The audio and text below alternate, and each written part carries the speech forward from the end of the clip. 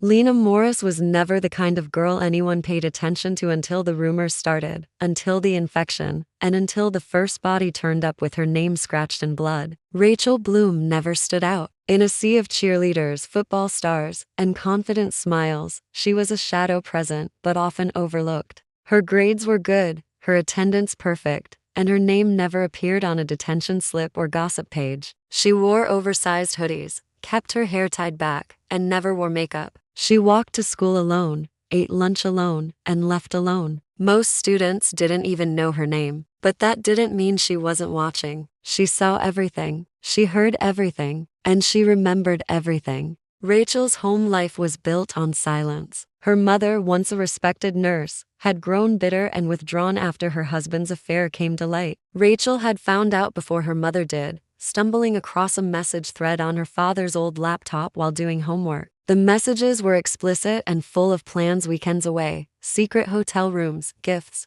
Rachel didn't tell anyone at first. She simply saved the evidence and waited. When the truth exploded months later, her father left, and Rachel watched her mother dissolve into depression. There was no screaming, no confrontation, just a quiet unraveling. Her mother cried a lot. She drank in the evenings, and Rachel, already quiet by nature, faded even further into the background. It was during that time Rachel began to feel strange. It started with fatigue. She found it hard to focus. Her skin became pale and sensitive. Then came the rash, the weight loss, and the constant headaches. A visit to the doctor turned into a week of testing, which ended with a word Rachel never thought she'd hear associated with herself: infected. The illness she had contracted wasn't deadly, but it was permanent. It was manageable with medication, but it would follow her for the rest of her life. The doctor explained how it might have happened, and Rachel remembered one decision she made during the summer. A tattoo, small and simple,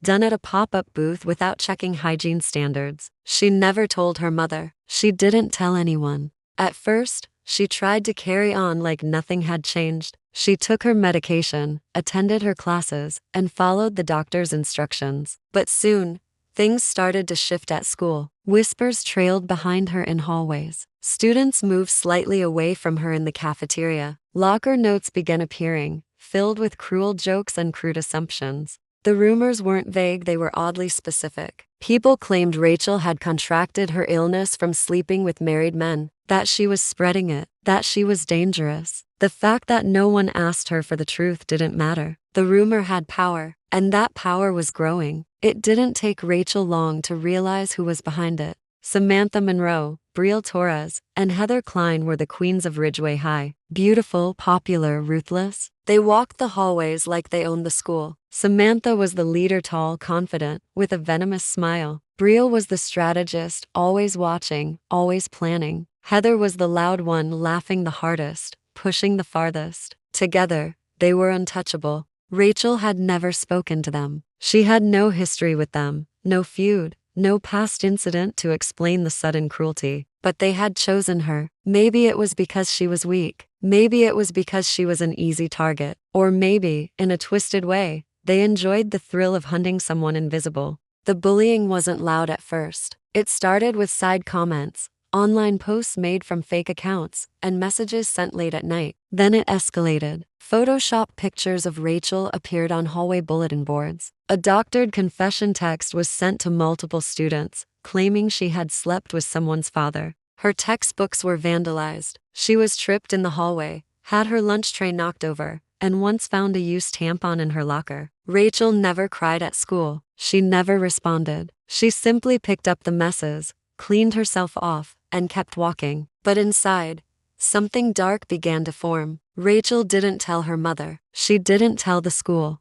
She didn't write in a diary or record a tearful video. Instead, she began collecting every note, every message, every picture. She made backups, printed screenshots, labeled everything by date and time. At home, she began spending her evenings not doing homework, but studying her tormentors. She followed them on social media, made secret accounts to monitor their friends, and created digital folders for each girl. She wrote notes on their schedules, who they hung out with, where they worked, who their parents were. She noticed inconsistencies. She noticed secrets. Samantha, the golden girl, was often seen sneaking into the gym after hours. Rachel followed one night and saw her meet with a man. He was older, wearing a school staff jacket. They kissed. Betrayal, the brainy one, had a habit of leaving her test papers exposed in study hall. Rachel noticed that Betrayal always seemed to know the test content before it was officially released. Heather, the loud one, worked at a boutique downtown. Rachel once saw her pocketing cash from the register when the manager wasn't looking. Rachel said nothing. She didn't retaliate, not yet. But every day, as her own pain deepened, so did her preparation. She wasn't planning to fight them physically. She wasn't going to scream at them in the cafeteria or expose them in front of the principal. What she wanted was more precise, more permanent. They had infected her life with lies, with cruelty, with shame. They made her illness into a joke. They used her suffering to entertain themselves. And now, she was going to infect theirs with the truth. By the end of the semester, Rachel's locker was still covered in scribbles. The hallway whispers hadn't stopped. Her reputation was shattered. But she walked with her head a little higher, because she knew something they didn't. She wasn't invisible anymore. She was dangerous. Rachel's shift from victim to observer brought her a strange sense of control. She still walked the same halls, endured the same cruel stares, and heard the same whispers. But now, every interaction she had, every glance thrown her way, fed her resolve. She wasn't just surviving anymore, she was studying. Her pain no longer sat passively in her chest. It had morphed into something sharper, colder, and more calculated. She no longer felt broken. She felt patient. She developed routines that no one noticed. While others laughed in the cafeteria, she studied people. While her classmates scrolled through social media in the library, she took silent screenshots, capturing every careless post and every reckless secret. Rachel knew where Samantha parked her car. She knew what days Betrayal skipped class. She knew Heather's work schedule and which alley behind the boutique she used for her 15-minute smoke breaks. Rachel's world had narrowed down to 3 targets, and every move they made was recorded. The school didn't see what Rachel saw. They still believed Samantha was the sweet cheerleader, always smiling and volunteering at fundraisers. They still thought Betrayal was an academic star, the kind of student teachers trusted without question. And Heather, loud and charismatic, had everyone fooled into thinking she was just a misunderstood girl with a tough exterior. But Rachel had watched them when no one else was looking. She knew their secrets, and she was about to use them. Samantha's affair was Rachel's first major discovery. One night, when she followed Samantha from the school gym, she snapped a photo of her kissing a man in the shadows. He wasn't a teenager. He wasn't a college student. He was the school's assistant gym coach, Mr. Daniels, married, with 2 kids. Rachel began following him too, noting down his work hours, tracking his car, even identifying the gym he worked at outside school. One afternoon, Rachel followed them to a motel on the edge of town. She took photos of them checking in. She waited. Then, an hour later, she photographed them leaving. It wasn't enough just to have the evidence. Rachel wanted the impact to be timed perfectly. She knew Samantha was up for a student leadership award that semester. She also knew that the assistant coach was scheduled to receive recognition for his mentoring program. She compiled the photos into an anonymous email and waited until the night before the award ceremony to send them 1 copy to the school board, 1 to the principal, and 1 to the coach's wife. The fallout was immediate. The coach was suspended, then fired. A police investigation followed. Samantha denied everything at first, but the photos were undeniable. Her leadership award was rescinded, and she was pulled from all school activities. Students who once admired her now avoided eye contact. Her fall was swift and public. Rachel said nothing. She simply watched. Next came Betrayal, the quiet schemer, always pretending to be 2 steps ahead of everyone else. Rachel had noticed a pattern in her social media activity. On the nights before major exams, Betrayal would post vague motivational quotes always at the same time. That time coincided with Rachel noticing odd behavior from the school janitor. The man had been seen lingering around certain lockers after hours, specifically Betrayal's. Rachel decided to test her theory. She slipped a note into Betrayal's locker, pretending it was from the janitor, asking for payment in exchange for test access. 2 days later, the janitor received an envelope filled with cash, which Rachel had photographed him opening. She then forged a second note, this time from the janitor to the school administration, confessing and offering evidence in exchange for leniency. The school investigated. The janitor was interrogated and fired. Brielle was caught with a printed test key hidden in her locker. She tried to deny it, but the pattern was clear. Her college applications were flagged, her test scores voided. Word spread quickly. Rachel had struck again, and no one even suspected her. Heather's exposure was more complex. She was the most chaotic of the three, impulsive and loud, but also clever in how she covered her tracks. Rachel had seen her steal from the boutique, but proving it was another matter. So she created a plan. She waited until Heather was working alone, then entered the store posing as a customer. She purchased a small item, using a marked bill. Then, 2 days later, she returned the item to a different employee, who scanned the receipt and noticed the register was short. Rachel repeated the process 3 more times over the next month. Each time, she used carefully marked cash and captured security footage using a hidden camera disguised as a button on her coat. Once she had enough footage, Rachel mailed it to the boutique's corporate office and copied the local newspaper. The boutique fired Heather immediately and pressed charges. A video compilation of her thefts was leaked online. Her mugshot became a viral image in local circles. Students laughed behind her back now, but not in the same way they once did to Rachel. Heather, too, became a shadow. Rachel's actions weren't about violence. She didn't touch a single person. She never screamed or lashed out. She used only what was already their truth that people had tried to hide. But she wasn't done. Her revenge was precise, methodical, and now it was personal. Her mother's affair with the married dentist, Kevin Morris, had gone from secret to something Rachel couldn't ignore. Kevin would visit late at night, staying past midnight. Rachel would hear their voices, low and flirtatious, through the thin walls of their house.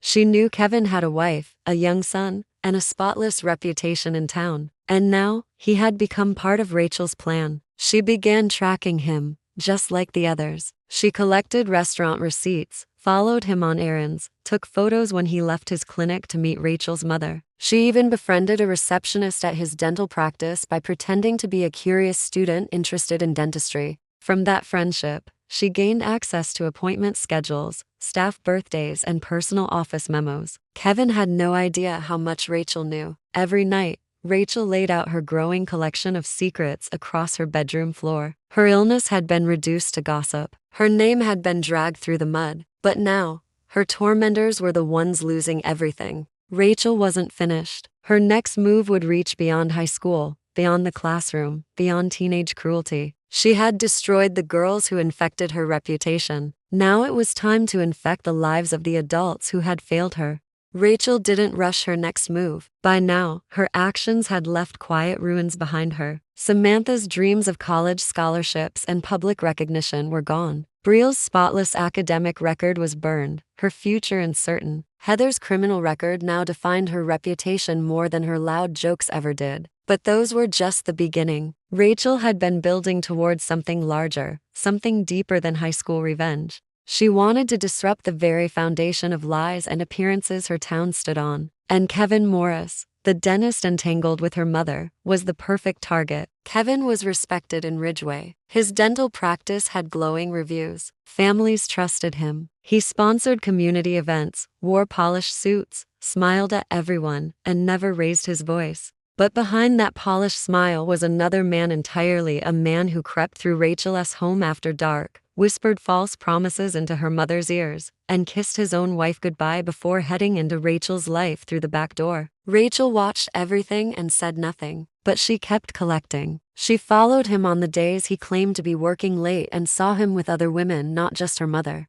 One evening, she tracked him to a wine bar outside of town where he met with a brunette who wasn't his wife or Rachel's mother. The next week, he took a different woman to a golf club under a false name on the reservation log. Kevin wasn't just cheating, he was manipulating multiple women across multiple locations, each of them unaware they were sharing him. Rachel took pictures. She recorded times, dates, locations. She cross-referenced social media posts with appointment cancellations and noticed a pattern. Kevin was crafting entire double lives. Her mother believed he would leave his wife soon. Rachel knew better. Kevin had no intention of giving up the life he had built. To him, her mother was just another convenience, another woman in a long list. Rachel could have exposed him easily, but she wasn't interested in quick damage. She wanted devastation. The first step was subtle. Rachel printed anonymous letters and placed one in the mailbox of each woman she had seen Kevin with, excluding her mother. The letters didn't accuse.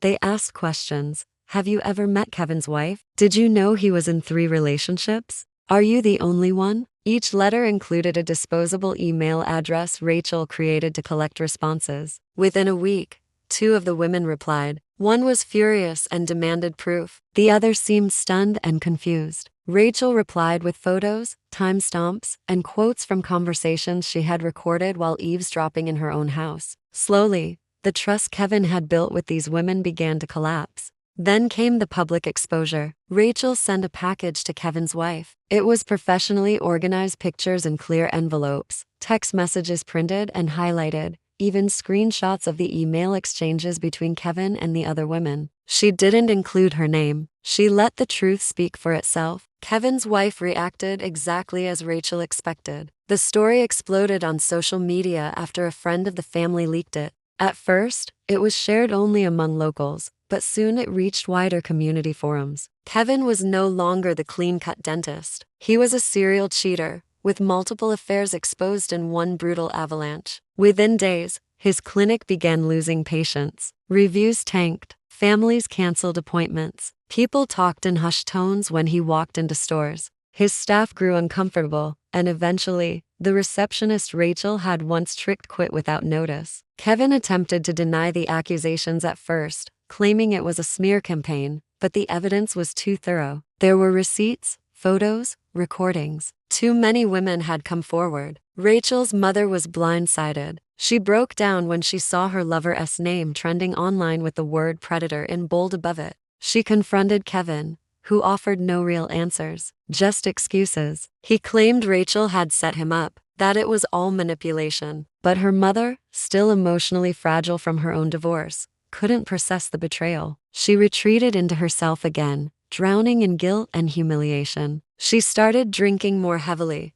sometimes disappearing for days. The house became even colder, more silent than before. Rachel didn't comfort her. She didn't explain herself. She simply continued moving forward. But something changed after Kevin's collapse. For the first time, someone noticed Rachel. A school counselor named Mrs. Langley asked to speak with her. She said she was concerned about Rachel's recent absences, her declining grades, and the reports from teachers that she seemed disconnected. Rachel stared at her blankly and said she was fine. The counselor smiled gently, handed her a pamphlet, and told her she could always talk if needed. Rachel threw the pamphlet away without reading it. She couldn't talk. She had too many secrets. And her secrets were no longer just about high school bullies or cheating men. Rachel had crossed into darker territory. She didn't feel guilt. She felt a strange emptiness, a quiet satisfaction without joy. She had become something else, something outside the rules that once confined her. She was no longer a student or a daughter or a victim. She was a force moving through Ridgeway, removing masks and unraveling lives. She didn't stop watching people. If anything, she watched more carefully now. She started looking beyond her initial targets. Teachers, coaches, parents, everyone had secrets. Rachel had discovered that most people built their lives on fragile lies, and all it took was one push to bring everything crashing down. She kept her walls covered in evidence, photos, notes, schedules. The strings that once connected only 3 girls now webbed across her entire bedroom. She began mapping new targets, not just for revenge, but for something deeper. She wanted to test how far truth could go, how much damage it could do if used with precision. But for the first time, she also felt a presence watching her. Sometimes she'd turn in the hallway and see students looking away quickly. Sometimes she thought someone was following her on the walk home. Her mailbox was left open once. A rock was thrown at her window late one night, and when she looked outside, no one was there. Rachel started sleeping with her phone in her hand, camera ready, just in case. She had infected Ridgeway with truth, but infection spreads both ways. And something else was starting to grow, something unpredictable, something Rachel hadn't planned for.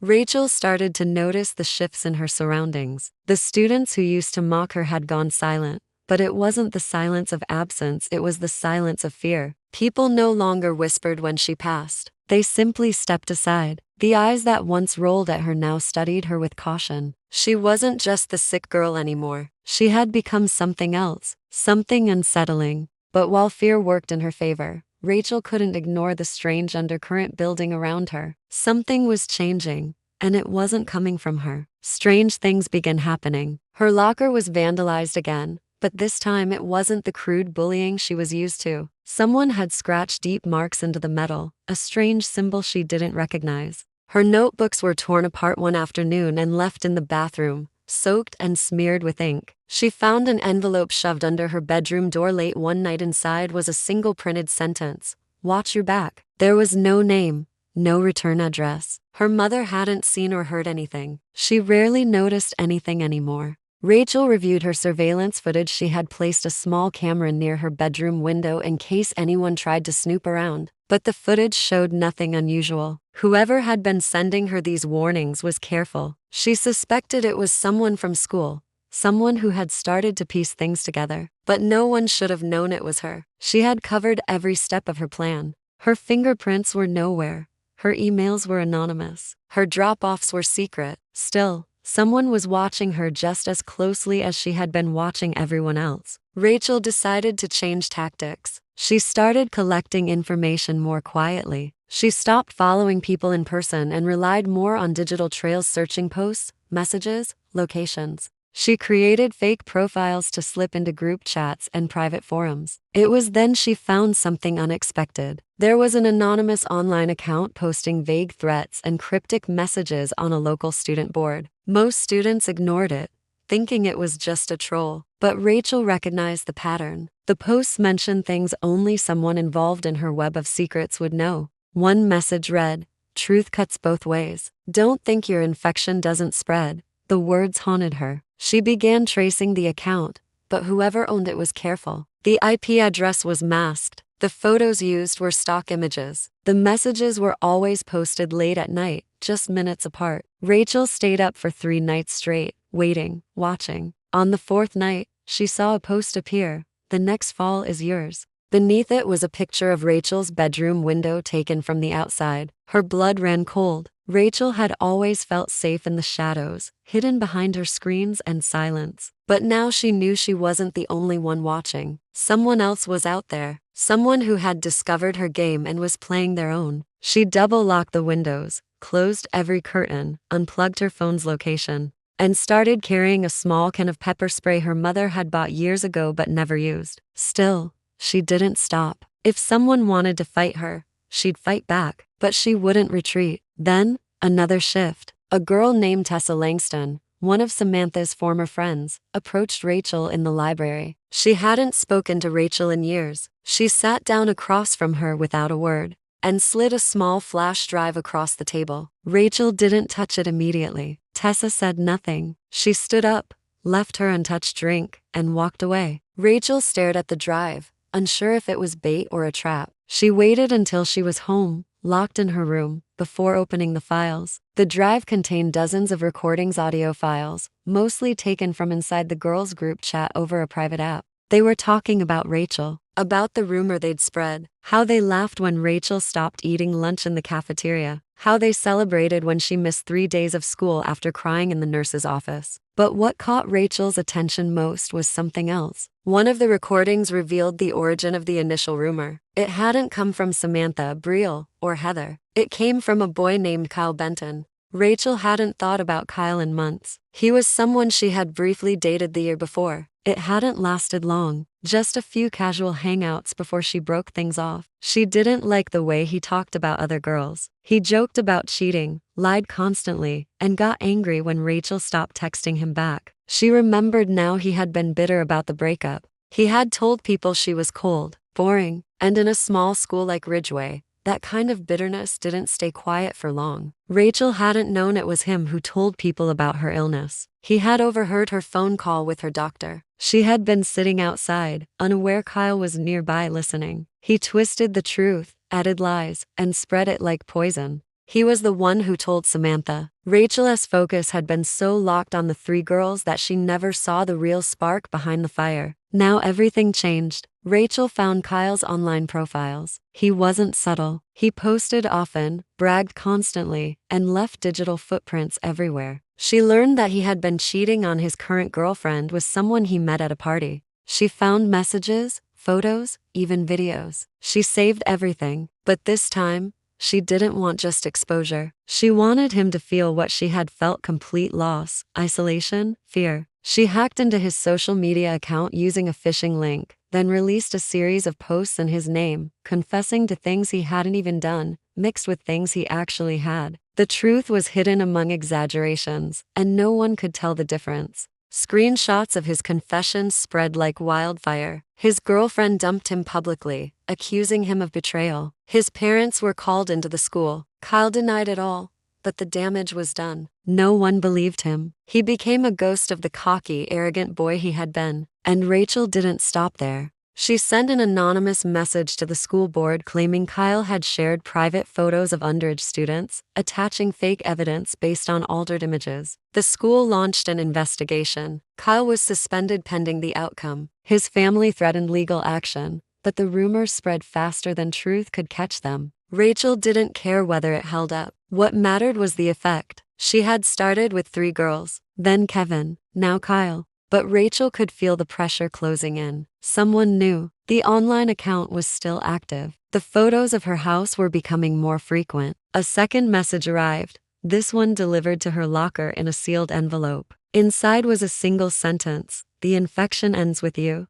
Rachel sat alone in her room, walls still covered in maps, photos, timelines, and notes. The air was heavy, thick with silence and tension. Every night, she triple-checked the locks on her doors and windows, unplugged every device with a camera, and slept with her pepper spray beside her pillow. But sleep didn't come easily anymore. Her mind, once sharp and focused on her mission, now spiraled into uncertainty. The final message had rattled her: "The infection ends with you." It wasn't just a threat, it was a declaration, and someone had delivered it by hand. That meant they were closer than she had realized. Rachel reviewed every step she had taken, every piece of evidence she had collected, every person she had brought down. She had worked alone, hidden behind layers of secrecy. Her moves had been silent, strategic. So how had someone pierced through that wall? Someone had been watching her. She was no longer just the hunter. She had become the hunted. The school buzzed with whispers. Kyle's suspension had shaken students. Rumors spread that he had been exposed by someone inside the school, someone who knew too much. Others started connecting the dots. Samantha, Betrayal, Heather, now Kyle. All exposed. All ruined. Someone finally said it aloud during lunch: "Whoever's doing this, they're inside the school. One of us." The air shifted after that. Fear took root. Students looked over their shoulders. Conversations dropped to whispers. Trust evaporated. Rachel stayed quiet. She watched the fear grow, but she also began to feel the weight of what she had created. People were suffering, some of them guilty, others caught in the crossfire. One teacher resigned after being falsely accused of covering up for Samantha. A janitor was fired when he was wrongly linked to Betrayal's cheating scandal. Rachel hadn't intended to hurt them, but the fallout had spread wider than she planned. The infection she had released had a life of its own. That night, she received another message. This one wasn't printed. It came through a direct message on one of her fake accounts. "Your truth has blood on it. How does it feel?" Attached was a photo she didn't recognize. A boy, pale, thin, unconscious, maybe worse, lying in a hospital bed. No caption, no name, just the image. Her fingers trembled as she stared at the screen. She traced the file's metadata, but whoever had sent it knew how to strip data. No trace, no origin. Rachel didn't recognize the boy, but the message was clear. Someone was telling her the game was over, that her actions had pushed someone too far, that someone had been hurt, maybe even because of her. The next day, the school went into lockdown. Word spread quickly. Kyle Benton had attempted to take his own life. His parents had found him just in time. He was rushed to the hospital and placed on suicide watch. Students were shaken. The administration issued statements. Counselors were sent to every classroom. Rachel sat at her desk, frozen. She had wanted to ruin Kyle's life, not end it. The weight of her actions pressed on her chest like a stone. By the time the school reopened fully, students were on edge. Teachers changed seating arrangements, Phones were checked more closely. Security cameras were installed in the hallways. But most of all, students were looking at each other with suspicion. Everyone had secrets now. Everyone was afraid of being the next name exposed. Rachel felt the walls closing in. At home,